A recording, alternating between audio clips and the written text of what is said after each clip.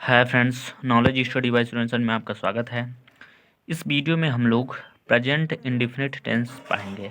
ठीक है, तो देखिए, सबसे पहले हम क्या करेंगे, प्रेजेंट इंडेफिनिट टेंस का जो पहचान है उसको हम लोग समझेंगे। उसके बाद उनकी सहायता के यानी एक्सिलरी वर्ब को, फिर उसके बाद हम लोग ट्रांसलेट करना सीखेंगे। तो चलिए देखिए, सबसे पहले क्या करना होगा। देखिए, प्रेजेंट इंडेफिनिट टेंस को आप पहचाने कैसे। देखिए, सबसे पहले प्रेजेंट का मतलब होता है वर्तमान, आप जानते रहिए, और इंडेफिनिट का मतलब होता है अनिश्चित, और टेंस का मतलब काल, मतलब वर्तमान अनिश्चित काल हो जाएगा। ठीक, पहचान है इसका, यही पहचान मैंने लिख दिया है।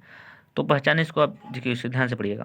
देखिए, जिस वाक्य के अंत में ता है, ती है, ताहूँ, ते हैं इत्यादि शब्द आए तो वह प्रेजेंट इंडिफिनिट टेंस का होता है। ठीक, तो कहने का मतलब ये हुआ, जिस वाक्य के अंत में ता है, ती है, ताहूँ, ते हैं इत्यादि शब्द आएगा तो वो प्रेजेंट इंडेफिनिट टेंस का वाक्य हो जाएगा।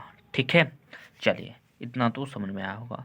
और प्रेजेंट इंडेफिनिट टेंस की एक्सिलरी वर्ब की यदि बात करें तो यदि यहाँ देखिए, यहाँ पर लिखा गया है एक्सिलरी वर्ब।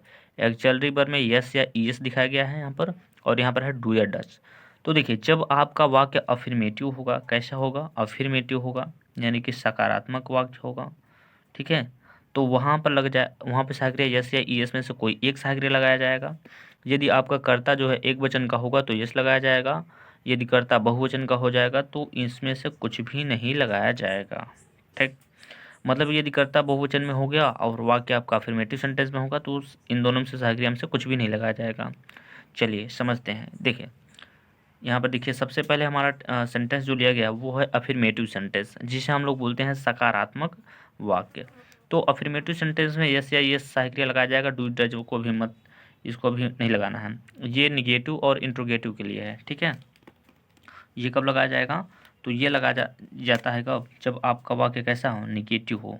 ठीक है, निगेटिव हो या फिर कैसा हो, इंट्रोगेटिव हो, तो वहाँ पर ये लगाया जाएगा।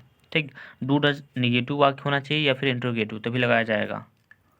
चलिए, लेकिन हमारा सबसे पहला जो सेंटेंस होता है, सबसे पहले हम लोग पढ़ते हैं, सबसे पहले हम लोग अफर्मेटिव सेंटेंस पढ़ते हैं, जिसे हिंदी में बोलते हैं सकारात्मक वाक्य। ठीक है, तो एक वचन के साथ साथ इस लगाया जाएगा, बहुवचन के साथ कुछ भी नहीं लगाया जाएगा, मैंने अभी बताया है। ठीक है, चलिए समझिएगा।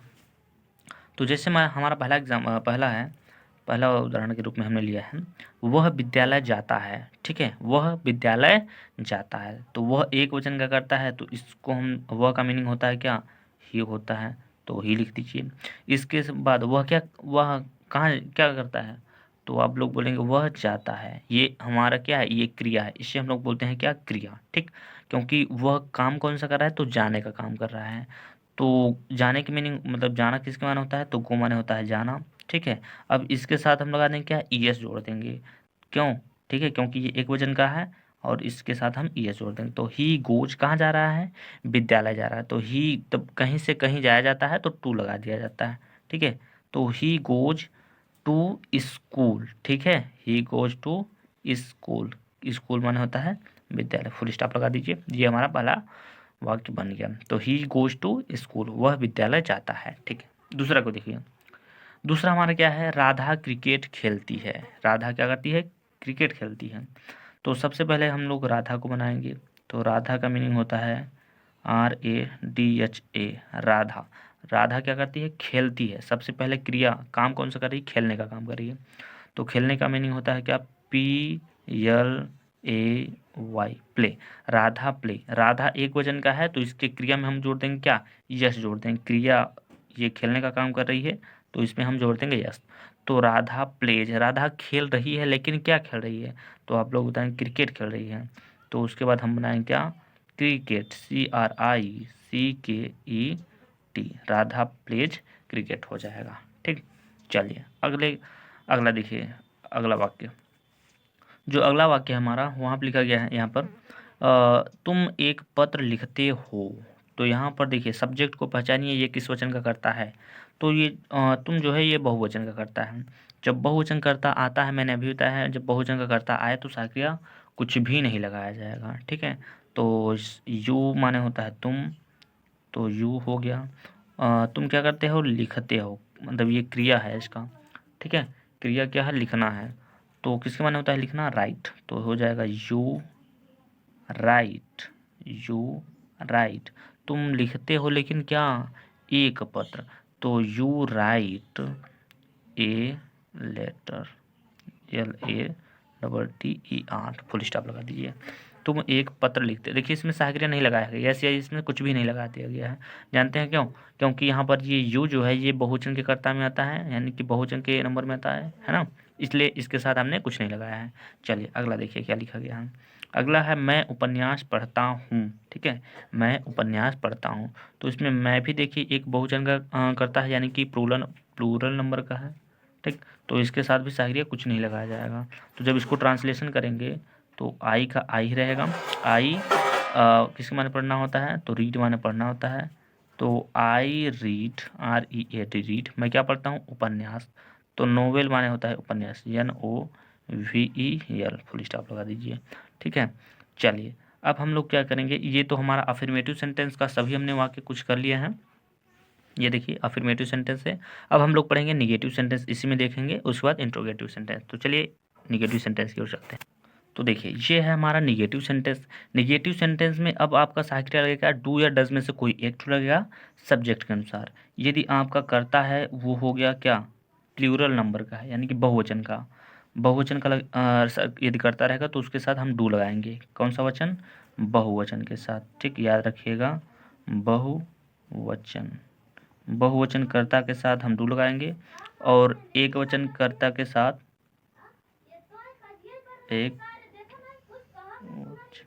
एक वचन कर्ता के साथ डज लगाया जाता है, ठीक है। जैसे यहाँ पर दिया गया है वे लोग हॉकी नहीं खेलते हैं, ठीक है, निगेटिव सेंटेंस है। तो वे लोग का मीनिंग क्या बनाएंगे, वे लोग का मीनिंग हो जाएगा क्या, दे हो जाएगा, ठीक है, दे हो जाएगा। और दे क्या है, वो बहुवचन का करता है दे, तो इसके साथ हम क्या सहायक्रिया लगाएंगे, डू लगाएंगे। तो दे के साथ सहायक्रिया यहाँ पर देखिए दे हो जाएगा, दे के बाद सहायक्रिया हम लगा देंगे डू। वाक्य में निगेटिव है तो सहायक्रिया के बाद हो जाएगा निगेटिव, ठीक है।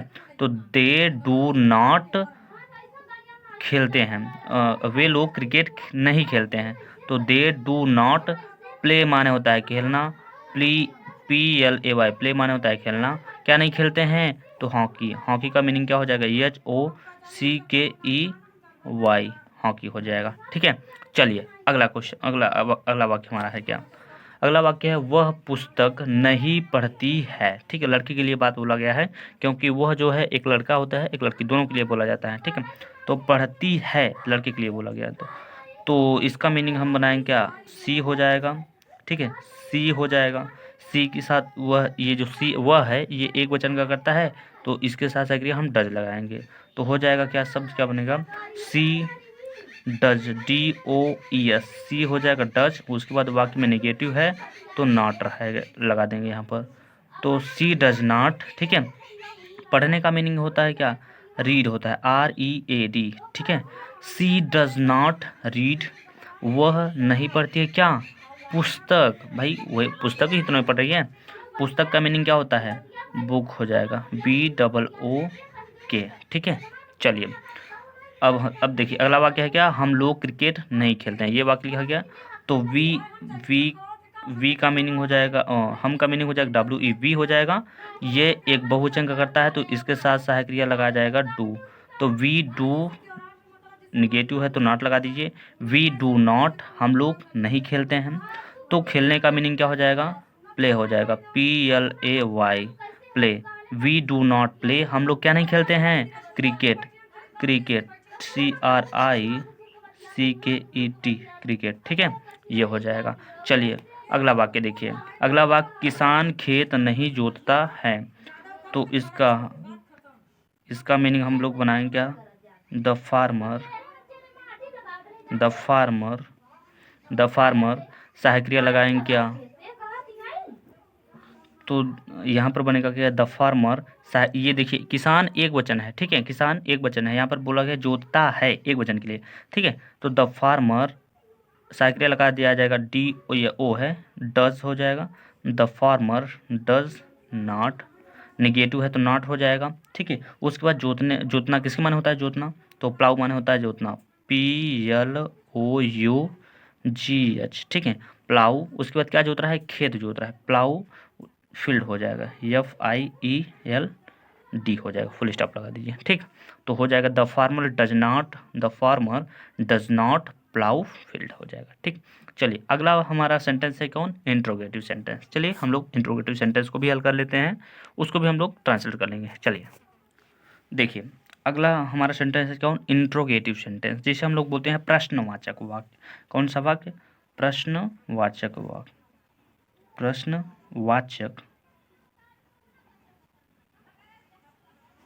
प्रश्नवाचक वाक्य, ठीक है, जिसमें प्रश्न पूछा जाएगा। जैसे मान लीजिए यहाँ पर पूछा गया है, क्या वे लोग रोते हैं, तो आप लोग कहेंगे बिल्कुल। जैसे आपसे पूछा जाए क्या वे लोग रोते हैं, तो आप लोग कहेंगे हाँ या फिर ना, कुछ तो आंसर तो देंगे ही, मतलब आपसे कुछ प्रश्न पूछा गया। जब प्रश्न पूछा जाएगा तो सहायक क्रिया को हम पहले लिख देते हैं सब्जेक्ट के अनुसार। सब्जेक्ट यदि एक वचन का होगा तो सहायक क्रिया एक वचन के साथ पहले लगाया जाएगा, ठीक। देखिए यहाँ पर क्या है, वे लोग एक बहुवचन का करता है, तो बहुवचन के साथ हम क्या लगाएंगे, डू लगाएंगे, ठीक। और डू पहले लिखना होगा, ठीक। डू लगा दिए तो ये क्या की मीनिंग बन गया, ठीक। डू हो गया, उसके बाद वे लोग की मीनिंग बनाएंगे, तो वे लोग का मीनिंग हो जाएगा क्या, दे, THEY, ठीक। डू दे, वे लोग रोते हैं, क्या वे लोग रोते हैं। तो डू माने होता है, डू हो गया क्या की मीनिंग, वे को हो गया, और वे लोग का मीनिंग दे हो गया। रोना का मीनिंग हो जाएगा वीप, WEEP, वीप। यहाँ पर क्वेश्चन मार्क लगा है तो पीछे क्वेश्चन मार्क लगा दीजिए, ठीक। चलिए अगला वाक्य देखिए, अगला वाक्य है क्या मैं पुस्तक पढ़ता हूँ, ठीक। तो क्या इसमें मैं देखिए आया है, सब्जेक्ट क्या है, मैं है, तो ये किस वचन का करता है, तो ये एक बहुवचन का करता है।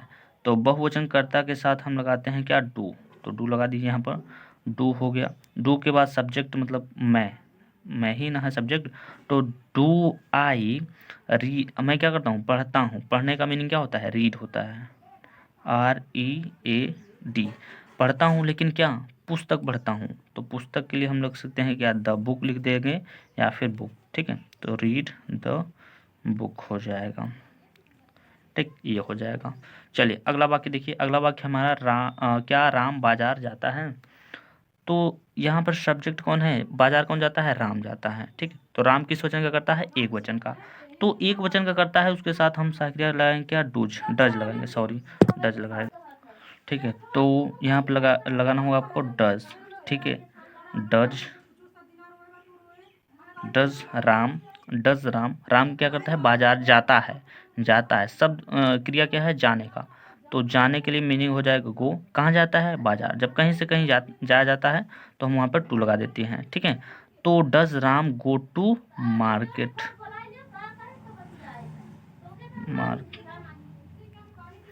ठीक है। चलिए अगला वाक्य हमारा क्या, बढ़ई मेज क्यों बनाता है। जब यहाँ पर क्यों वाला क्वेश्चन किया जाएगा तो सबसे पहले हम इसी का मीनिंग बनाएंगे। इसका मीनिंग देखिए क्या होता है, क्यों की मीनिंग क्या होता है, वाई होता है, ठीक। चलिए देखिए, बढ़ई मेज क्यों बनाता है, तो यहाँ पर क्यों बीच में शब्द आपको दिख रहा होगा, यहाँ पे दिखाई दे रहा होगा। तो क्यों का मीनिंग हम बनाएंगे सबसे पहले वाई हो जाएगा। अब आइए सब्जेक्ट पे, कर्ता कौन है, बढ़ई है। बढ़ई किस वचन का करता है, तो ये है एक वचन का। और एक वचन का जब करता होगा तो उसके साथ हम सहायक क्रिया लगाएंगे क्या, डज लगाएंगे, ठीक है। तो वाई के बाद हम लगाएंगे क्या, सहायक क्रिया डज लगाएंगे, ठीक है। उसके बाद हम सब्जेक्ट यानी कि जो काम कर रहा है। तो बढ़ई मेज कौन बनाता है, तो बढ़ई हो जाता है। तो बढ़ई के लिए मीनिंग क्या हो जाएगा, द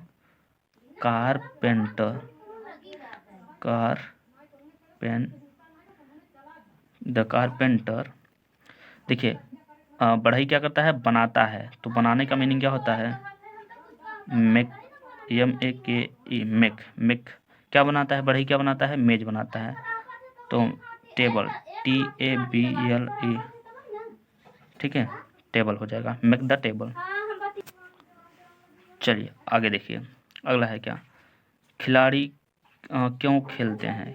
क्यों की मीनिंग यहाँ पे हुआ है, क्यों आया है, तो मीनिंग हो जाएगा क्या, वाई हो जाएगा, WHY। उसके बाद खिलाड़ी, देखिए खिलाड़ी किस वचन का करता है, खिलाड़ी। ये खिलाड़ी जो है एक वचन का करता है, तो इसके साथ हम लगाएंगे क्या, डज लगाएंगे। तो वाई डज, उसके बाद खिलाड़ी का मीनिंग बनाएंगे, तो खिलाड़ी का मीनिंग हो जाएगा क्या, द, इसके द लगा देंगे यहाँ पर। ठीक है। उसके बाद लिखेंगे क्या, प्लेयर, द प्लेयर, PLAYER, ठीक है। वाई डज द प्लेयर, ठीक है, क्या करते हैं वो लोग, खेलते हैं। खेलने की मीनिंग क्या होता है, प्ले होता है, PLAY, पीछे क्वेश्चन मार्क है तो यहाँ भी हम क्वेश्चन मार्क लगा देंगे, ठीक है। आई होप आप सभी को ये जो मैंने सेंटेंसेस बताए हैं वो समझ में आया होगा। तो इस वीडियो में बस इतना ही। चलिए मिलते हैं नेक्स्ट वीडियो में, तब तक के लिए जय हिंद, जय भारत।